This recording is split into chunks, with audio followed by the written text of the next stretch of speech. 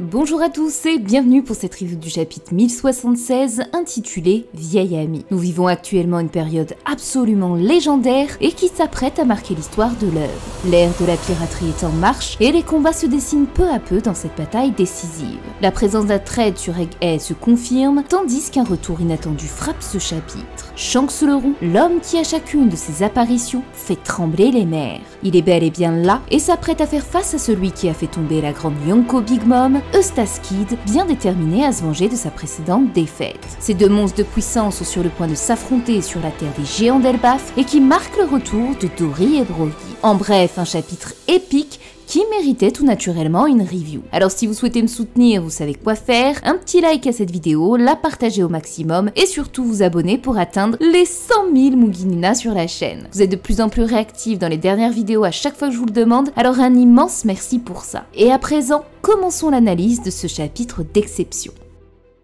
Le chapitre prend là où le précédent s'était arrêté, avec les deux membres du Monster Trio négociant la libération de Lucci et Kaku. Comme à son habitude, le côté candide de Luffy prend le dessus et le mène à libérer les deux membres du Cypher Pole. Malgré cette alliance éphémère, l'homme léopard compte bien exécuter la mission qu'il s'était fixée au départ. Éliminer les 7 Vegapunk ainsi que Stussy pour sa trahison. Ici, c'est généralement ce que fait toujours Oda quand les antagonistes se rallient à Luffy. Mais comme l'a si bien dit Luffy, ne soyez pas mauvais perdants quand vous aurez réalisé que vous ne pourrez pas le battre. Ce n'est pas un excès de confiance de sa part, mais véritablement un fait. Lucci est clairement en dessous aujourd'hui et n'a clairement pas son niveau. J'ai beaucoup aimé cette partie du chapitre car on voit d'autant plus l'évolution de notre chapeau de paille, il est confiant et il a des raisons de l'être au vu de ses nouvelles capacités. À la différence de son combat d'Enies Lobby face à Lucci, l'ellipse lui a permis de comprendre qu'il se devait de ne plus jamais perdre pour protéger ses Nakama. Et c'est ça qui fait toute la différence aujourd'hui avec un adversaire comme Lucci. Mais passé cet échange entre le Quatuor, les Séraphins ne perdent pas de temps et décident de passer à l'attaque. Beer utilise Ursus, tandis que Hawk, à la surprise de Zoro, déploie la même attaque que le Supa Supa no Mi de Mr. One. Vegapunk a de nouveau mis la main sur un fruit du démon qui a appartenu à un prisonnier d'Impel Down. C'était déjà le cas du Séraphin Shark, détenteur du fruit de Senor Pink, emprisonné après les événements de Dressrosa. Ce qui signifie que l'ADN de tous ces fruits du démon ont pu être obtenu de deux façons, grâce aux détenus de cette prison ou par le biais des esclaves comme l'ont été Kuma et Boa Hancock. On peut alors imaginer l'énorme banque de données que possède le gouvernement et par extension notre scientifique. On sait que les Logia semblent quasi impossibles à reproduire. Ace et Crocodile étant ce type d'utilisateur et ayant été enfermés dans cette prison, on peut se dire que notre scientifique aurait pu tenter de les expérimenter, mais sans succès. Malgré tout, il faut tout de même prendre en compte que Vegapunk considérait le fruit de Kaido comme un échec, et ce, uniquement à cause de cette différence de couleur. En partant de ce principe, il n'est donc pas totalement à exclure que les Logia d'Ace et Crocodile puissent apparaître plus tard en étant considérés comme des échecs. Ce qui nous amène aux fruits de type Paramecia. Grâce au facteur de lignage de l'utilisateur, Vegapunk a pu synthétiser et administrer du sang vert à ses créations pour leur conférer le pouvoir du fruit. Ce Green Blood est d'ailleurs ce que l'on voit au bras des Séraphins qui indique qu'ils sont bien détenteurs d'un Paramecia. Or, les Paramecia sont justement nombreux à Impel Down, et il reste encore bon nombre de Séraphins à découvrir si ces derniers ont été calqués sur tous les corsaires de ces 2 dernières années. Baggy et Doflamingo étant des utilisateurs de Paramecia, il serait logique que leur Séraphin ait obtenu le même fruit et par conséquent soit porteur de sang vert. Pour Trafalgar, c'est un peu différent puisqu'il n'a jamais été détenu par la marine. Cependant, si Vegapunk est parvenu à reproduire l'ADN physique des corsaires, il n'est pas impossible qu'il ait obtenu par la même occasion l'ADN de leur fruit. Et si c'est le cas, c'est d'autant plus intéressant car ça signifie qu'il aurait mis la main sur l'ADN du terrible Barbe Noire. Ce Shichibukai est particulier puisqu'il possède 2 types de fruits du démon. Un Paramecia avec le Guragora no Mi de Barbe Blanche et un Logia comme Crocodile avec le Yami Yami no Mi. Enfin restent les corsaires comme Webble dont on ignore s'il est un utilisateur de fruits démoniaques. En bref, Crocodile, Teach et Webble sont les 3 corsaires restants dont on pourrait deviner leurs fruits du démon et qui auront leur importance avec les prisonniers d'Impel Down puisqu'ils sont nombreux à détenir des Paramecia. Pour Webble, j'imagine davantage qu'il obtienne le Guragora no Mi de Barbe Blanche pour l'unique raison qu'il est le fils autoproclamé de ce dernier et j'imagine assez bien Oda détourner ce fruit de cette façon et non le donner aux Séraphins de Teach comme on pourrait l'imaginer. Reste à trouver les fruits de Crocodile et Barbe Noire à travers les prisonniers d'Impel Down, dont on compte 15 utilisateurs de Paramecia, 3 chez les révolutionnaires, 8 de la Don Quichotte Family, un membre de l'équipage de Barbe Noire, 2 autres du Baroque Work, et enfin, celui que beaucoup ont probablement oublié, un membre des Rocks. Oda pourrait continuer à piocher du côté de la Don Quichotte, comme avec Senor Pink, et chez le Baroque Work, comme avec Mr. One. D'autant que s'il venait attribuer à Crocodile celui de Mr. Two, cela serait très intéressant, car il est, je le rappelle, un fruit capable de prendre n'importe quelle apparence, et qui a été décisif durant la guerre d'Alabasta, mais également celle de Wano, puisque la vieille sorcière a trompé tout le monde en se faisant passer pour Sukiyaki, et ainsi mené Orochi au pouvoir.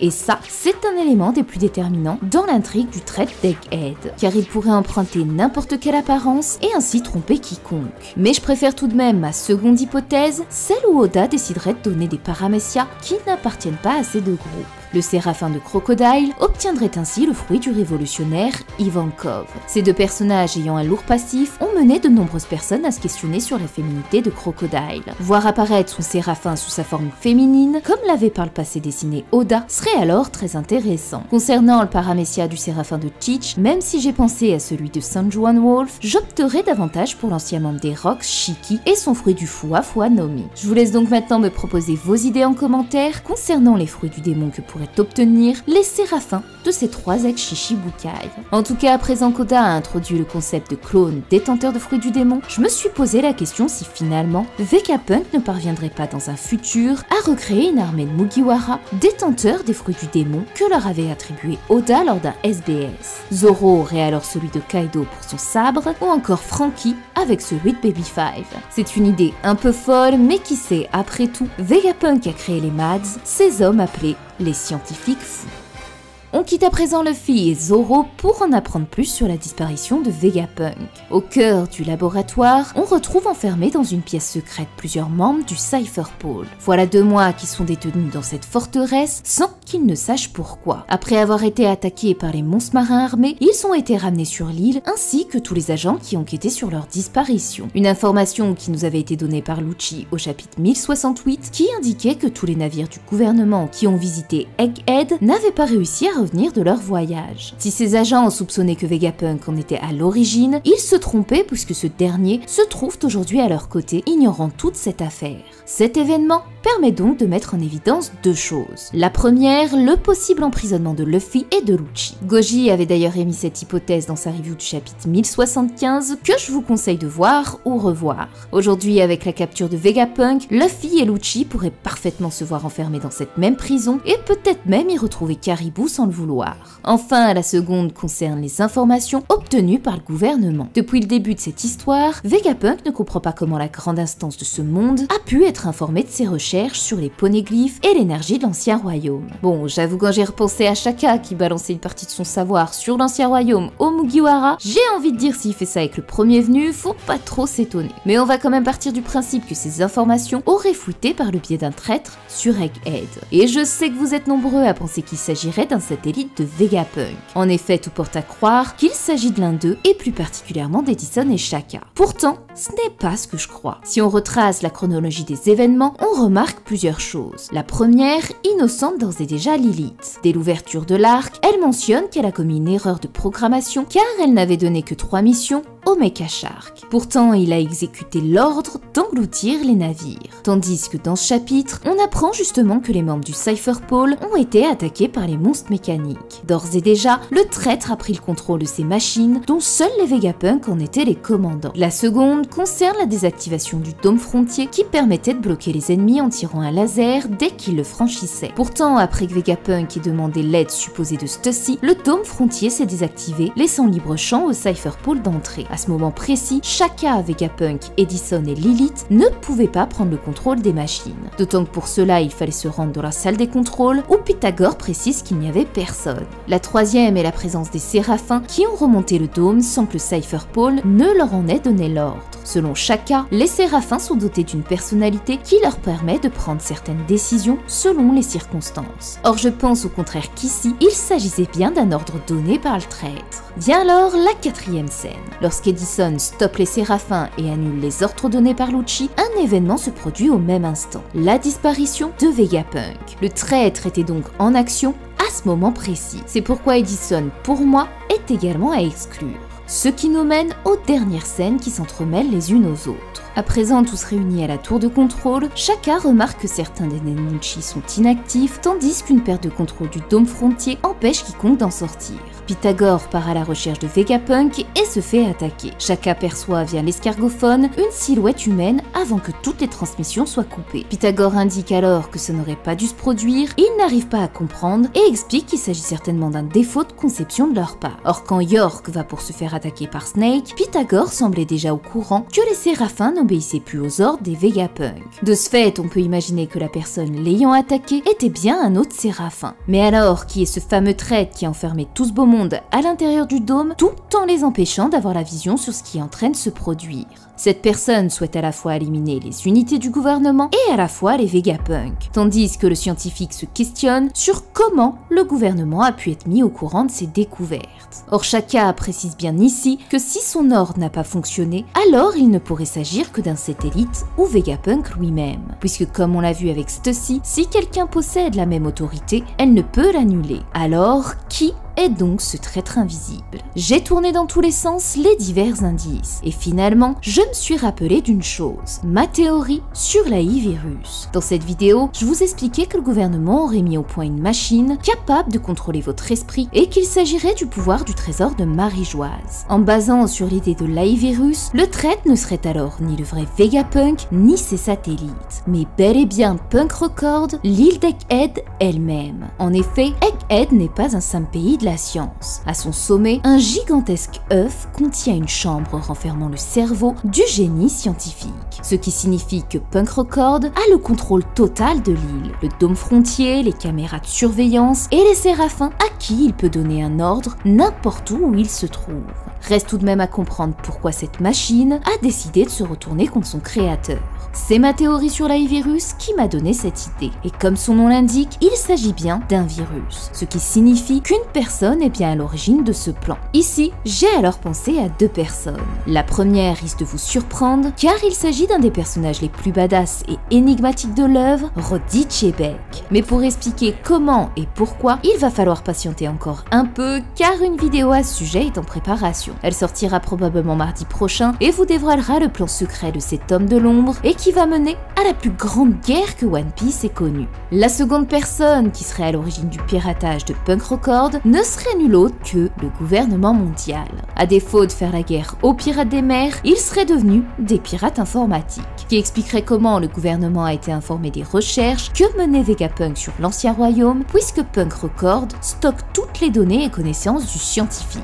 S'ils ont pu accéder à son savoir, ils peuvent alors tout à fait en prendre le contrôle, ce qui comprend l'esprit de Vegapunk et par conséquent ses 6 satellites. À tout moment, ils pourraient se retourner contre les Mugiwara et vouloir les combattre. Ce scénario serait alors parfait car à cet instant précis, nous penserions que les satellites étaient bien à l'origine de la traîtrise. Mais cela s'appliquerait également avec Vegapunk car prendre le contrôle de son cerveau signifie aussi lui dicter ses pensées et ses actes. On avait d'ailleurs déjà eu une scène identique avec le roi Riku manipulé par le fruit Doflamingo. Vegapunk serait alors réduit au même titre que ses créations comme le suggérait Jinbei en soumettant l'idée que des personnes mal intentionnées pourraient utiliser son savoir à mauvais escient. Ce qui fait d'ailleurs parfaitement écho au Gorosei lorsqu'il s'entretenait avec Clover au sujet des armes antiques qui pouvaient tomber entre de mauvaises mains. Vegapunk ressentirait ainsi toute la douleur que peuvent éprouver ces machines dotées de sentiments dont on dirige les faits et gestes tels des pantins. Malgré que ce scénario soit pour moi celui qui tient le plus, quelque chose me perturbe dans toute cette histoire. Si Punk Record est le traître, alors pourquoi avoir enfermé le Cypher Pole tout en s'en prenant à ses créateurs? Pythagore et Shaka disent des choses très intéressantes. Après que Pythagore se soit fait attaquer, il indique que ça n'aurait pas dû se produire et qu'il s'agit certainement d'un défaut de conception de leur part. J'ai d'abord pensé à un satellite du génie scientifique en cours d'acheminement qui aurait été mal configuré, puisque Robin s'étonnait de voir Vegapunk dans les cuves du laboratoire. Je me suis dit finalement que l'erreur de programmation pouvait tout aussi bien concerner Punk Records. Et c'est Shaka qui m'a conforté à cette idée dans ce chapitre, puisqu'il pose une question bien précise à Lucci. En quoi consiste votre mission? J'ai compris à ce moment-là que Punk Records devait probablement ne plus savoir quel ordre exécuter et à qui répondre dans le système d'autorité. Elle exécute à la fois ceux des Vegapunk en s'en prenant à la marine et au gouvernement pour protéger son créateur, tandis que de l'autre, elle exécute les ordres de ces mêmes personnes pour détruire les Vegapunk et Mugiwara. Je pense donc que tout ce que va provoquer ce conflit psychique est probablement l'activation d'une explosion de l'île et ce fameux compte à rebours qu'aime tant faire Oda à la fin de chacun de ses arcs. Si l'île venait à être détruite, tout le savoir accumulé de Vegapunk serait perdu, et par la même occasion, son cerveau qui est accessoirement gardé à l'intérieur de l'île. Et l'hypothèse du compte à rebours se précise d'autant plus avec l'arrivée de plus de 100 navires de la marine qui vont accompagner en plus d'un amiral, un membre de la plus haute instance mondiale, le Gorosei. À titre de comparaison, le Buster Call doit réunir 10 vaisseaux de guerre et 5 vice-amiraux à son bord pour détruire une île entière. En bref, du jamais vu dans toute l'histoire de la piraterie. Nous allons assister à la plus grande guerre que les mers aient connue, et où la science mise au service de ces conflits va prendre tout son sens. Cette guerre qui se prépare va d'autant plus se confirmer avec les dernières pages de ce chapitre qui nous mène droit vers l'île d'Elbaf où apparaît le plus terrible des Yonko, Shanks le Roux. On le retrouve aux abords d'un bar où sont taqués 3 navires, le navire des géants d'Arujin et 2 autres à la proue d'un loup et d'un ours qui ne sont pas sans rappeler ces 2 animaux que Big Mom avait pulvérisés sur cette île. Cette référence à Lin n'est d'ailleurs pas la seule puisque la jeune femme au bar ressemble trait pour trait à Hera, la homie de Big Mom. Se pourrait-il alors que Zeus, Prométhée ou Napoléon s'inspirent eux aussi d'une personne que Lin a côtoyée? Pour l'instant, j'ai pas vraiment d'idée sur la question, mais je trouvais bon de le noter. Outre ces petits détails, l'entrée en scène du Roux est très particulière. On découvre un petit garçon assis au bar dont l'apparence n'est pas sans rappeler celle de Vic le Viking. Une œuvre qui a inspiré Oda au monde des pirates comme il l'a indiqué au tome 2. Cette référence n'est d'ailleurs pas innocente puisque le tout premier chapitre de One Piece débute de la même manière que celui de cette œuvre jusqu'à la ressemblance de la proue du navire de Shanks. Et c'est pourquoi de ce chapitre aujourd'hui, la scène entre cet enfant et le Roux est identique à celle de Luffy et son mentor au premier chapitre. L'unique différence cependant est que le Roux semble beaucoup plus froid et formel sur le fait que cet enfant ne le rejoindrait pas, contrairement à Luffy à qui il disait vouloir en reparler dans 10 ans. En attendant, Rockstar, le meilleur pigeon voyageur de Shanks, fait son entrée pour avertir que l'ennemi continue d'attaquer. En effet, Eustaskid et son équipage débarquent sur Elbaf pour en découdre avec ceux qui par le passé lui ont fait perdre un bras. Mais cette fois, le combat risque d'être bien différent car le Roux se joint à la bataille. Accompagné des plus grands guerriers d'Elbaf dont on retrouve Arujin, Oimo et Kashi, mais surtout les anciens capitaines de cette tribu, Dory et Brogy. Shanks le Roux est bien décidé à faire exploser la supernova et ne lui laisse que 2 choix possibles, soit partir et laisser ses Rod Poneglyph, soit prendre le risque d'affronter l'une des plus grandes puissances des 4 mers. Nous y sommes, l'empereur le plus énigmatique de l'œuvre entre en action pour le plus grand bonheur des fans et risque de secouer le monde.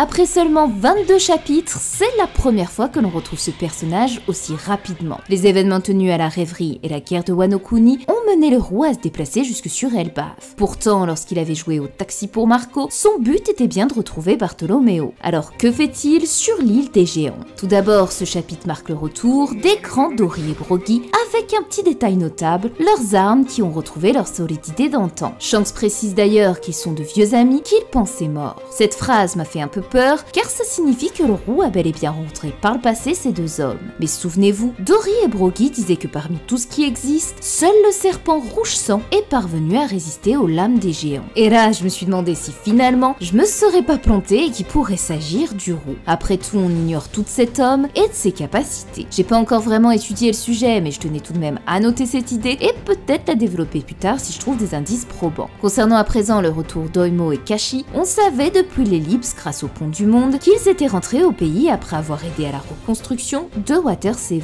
Ce qu'on savait moins en revanche, c'est qu'Arujin, après avoir quitté la Baggy Company, avait réussi sa mission de ramener les 2 anciens guerriers à Elbaf. En effet, au chapitre 799, Arujin disait déjà vouloir recréer avec ses 4 coéquipiers l'équipage des géants qui faisait autrefois trembler le monde.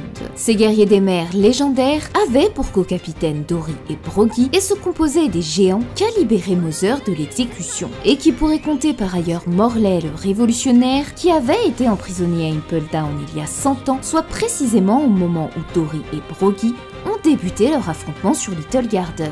Et après plus de 73 467 combats et un conflit qui aura duré plus d'1 siècle, les voici aujourd'hui sur leur terre d'origine. Forcément, la première question que je me suis posée en les voyant a été: qui est sorti grand vainqueur de ce duel. Car oui, après le départ des Mugiwara, et malgré que leur arme ait été cassée, le combat avait repris de plus belle et devait être le dernier. Alors comment Harujin est-il parvenu à faire cesser les hostilités? Si on compare cette querelle à celle d'Inuarashi et Nekomamuchi, elle avait été stoppée grâce à l'intervention de Momonosuke pour mettre en union leurs forces durant la grande guerre de Wano Kuni. Ici, on pourrait alors se dire qu'Harujin leur a lancé un nouveau défi pour mettre fin à leur dispute et trouver une vraie raison de leur combat. Obtenir une mort digne pour affronter la guerre qui se prépare dans le monde. Mais surtout, la mener aux côtés d'un homme appelé Luffy au chapeau de paille, puisque Harujin est un membre de sa flotte. Et qu'après le départ des Mugiwara de Little Garden, les deux géants ont promis de leur venir en aide, quel que soit l'ennemi. D'autant qu'il n'a pas dû les prier bien longtemps, puisque le souhait de Dori et Brogy avait toujours été de rentrer à Elbaf, eux qui avaient le mal du pays, et dont le but de leur combat était en réalité l'éternelle pause d'Elbaf. Les retrouvailles de ces géants ne sont donc pas forcément signe de bon augure, car si la grande guerre que j'imagine éclate, alors ces hommes dont les motivations portent sur le sacrifice d'un guerrier pourraient mener à une bataille bien plus sanglante que toutes celles qu'on a pu voir. Mais pour le moment, on n'en est pas encore là. Alors revenons aux deux roues qui ont rejoint Elbaf. Eustace Kid et Shanks qui sont sur le point de débuter un combat sans précédent. D'autant que l'empereur va être aidé des géants d'Elbaf. Mais même si ce sont tous de braves guerriers forts et puissants, il ne faut tout de même pas oublier que Luffy est parvenu à faire plier le genou à Dori sans même utiliser un quelconque gear. Sans compter que cette île aux allures d'âge de pierre regorge d'alliages, principal atout du fruit du démon de Kid. Affronter aujourd'hui ces ogres serait semble-t-il amusant puisqu'il ressort justement d'un combat contre une ogresse à Wano. Et c'est peut-être ce détail qui va permettre à Kid de rester en vie. Car oui, ce supernova est bien à l'origine de la défaite de Big Mom. Cette femme qui à l'âge de 5 ans a terrorisé la terre des géants et tué le chef de cette tribu. Elle a été chassée puis détestée par tous les géants du monde. C'est pourquoi cette information pourrait faire que notre supernova soit érigée tel un dieu parmi les géants. Reste à présent à comprendre les intentions de Shanks. Le roux semble déterminé cette fois à affronter Eustace Kid. Nous pensions que durant l'ellipse, cela avait déjà été le cas puisque Kid indiquait qu'il avait perdu son bras suite à son affrontement avec cet équipage. Mais en réalité, il l'a perdu avant même de pouvoir ne serait-ce qu'apercevoir le roux et le responsable semble bel et bien être Beck, le second du capitaine. C'est dire à quel point cet équipage a beaucoup trop de flots. Le combat entre un supernova et un Yonko se répète donc aujourd'hui. Après l'eau face à Barbe Noire, voici que Kid et le roux entrent en guerre. Et ceci pour une même raison, l'Hérode Poneglyph. La route pour Raftel et la couronne du roi va se disputer dans cette grande guerre, tout comme l'avait prédit Doflamingo. Et ce n'est pas sans raison qu'Oda met toute cette structure de combat en place. Car si vous l'aviez oublié, nous sommes bel et bien encore dans l'arc des empereurs. Toute la partie du paradis jusqu'à l'entrée de Wano Kuni a servi à vaincre les Shichibukai. Or, au moment où Luffy a décidé d'affronter un Yonko, Oda a décidé de mettre en place la destitution des grands corsaires, l'une des 3 forces de la marine, pour les remplacer par le SSG. De ce fait, il est logique qu'à présent que Kaido et Big Mom aient été vaincus, le règne des empereurs et l'alliance mise en place avec le gouvernement tombent à leur tour.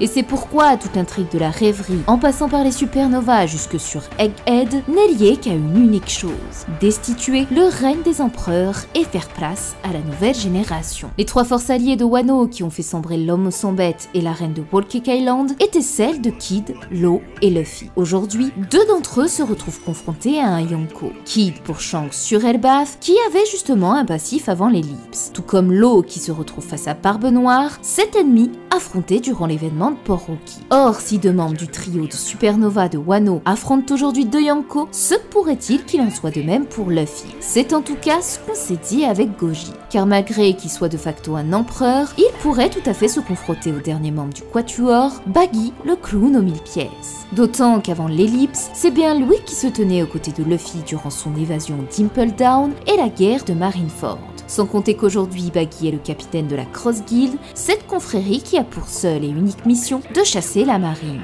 Cela tombe bien puisque plus de 100 navires vont être déployés en direction d'Egghead pour éliminer Monkey D. Luffy et Morgan compte bien faire connaître cette nouvelle. Malgré tout, il faut tout de même prendre en compte l'hypothèse inverse et ainsi se dire que si Law et Kid se confrontent à des empereurs, il est logique que Baggy et Luffy affrontent un supernova. Sachant que Drake est un supernova membre du Sword, peut-être qu'en voulant sauver sauver Kobe, il tomberait par hasard sur la Cross Guild et affronterait Bai. Tandis que Luffy se confronterait soit au dernier supernova encore jamais développé dans l'œuvre, le Bilkan Rouge, soit plus simplement la supernova qui se tient à ses côtés, Jewelry Bonnie. J'aime assez les deux propositions, donc ce sera à vous de juger. Ce qui est sûr, c'est que tous ces affrontements risquent de faire gronder le ciel. Car oui, ces monstres de puissance ne sont pas seulement des utilisateurs de fruits du démon, mais bien pour certains, des détenteurs d'Aki des rois. Ce pouvoir capable de fendre le ciel en deux dès lors où leurs fers se croisent. Ki des Shanks le possèdent tous deux et sont sur le point de se rencontrer pour la toute première fois. De l'autre côté, nous avons combat de 3D. Même si on ignore que Garp et Law sont détenteurs de Aki des rois, je peux pas m'empêcher de me dire qu'ils puissent l'avoir tous les deux, ou tout du moins Garp. Donc partons simplement du principe que l'affrontement de ces trois puissances soit capable de fendre à son tour le ciel. Vient ensuite le chef des révolutionnaires qui s'apprête à mener bataille sur la terre de Marie-Joise où se tiennent la plus haute instance de ce monde ainsi que l'entité supérieure Im. Tous deux sont justement détenteurs d'un pouvoir capable de bouleverser les cieux. Reste le combat mené à Egghead où deux détenteurs d'Aki des rois s'y trouvent, Zoro et Luffy,